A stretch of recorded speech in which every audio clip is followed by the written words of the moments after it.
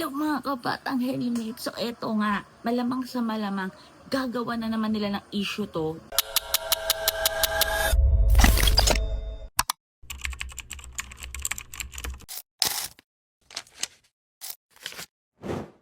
May gumawa na nga ng issue May mga gumawa na ng memes at may mga nagpakalat na ng tarpaulin.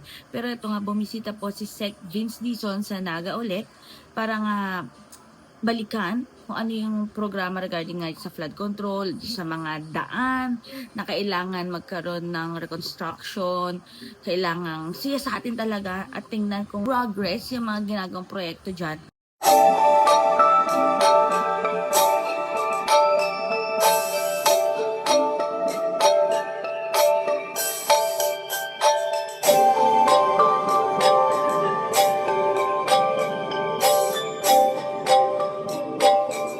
Time naman kami ngayon. Sa darating na Pero eleksyon. Sa trabaho. Ang tagal pa. Ang tagal pa ng eleksyon. Ang dami pa namin kailangan trabaho. Naku, Diyos ko, pwede ba? Tatrabaho lang kami dito. Huwag nyo nang papansinin yung mga ganyan. In fact, what we're doing Mayor and everyone, no, is kailangan talagang makatrabaho natin yung mga mayors. Kasi yung mayors ang may alam kung ano yung mga problema Yung national, madalas yan, malayo kami sa totoong problema So, umiikot talaga kami, utos ni Presidente na kausapin lahat ng mayors. Alam niyo naman, si PBBM, governor siya dati, so alam niya yung problema ng lokal. So, in fact, tomorrow, kay Mayor Joy Belmonte naman tayo, doon naman sa mga flood control natin sa QC. So, trabaho lang kami, and I'm sure, si Mayor, yun din ang gusto. Pero ayan nga mga kabatang helmet, ginagawa na yan ng issue ngayon at talagang ewan ko na talaga, masyadong pinupolitika ng mga trolls, masyadong pinupolitika ng mga bashers, masyadong pinupolitika ng mga kalaban.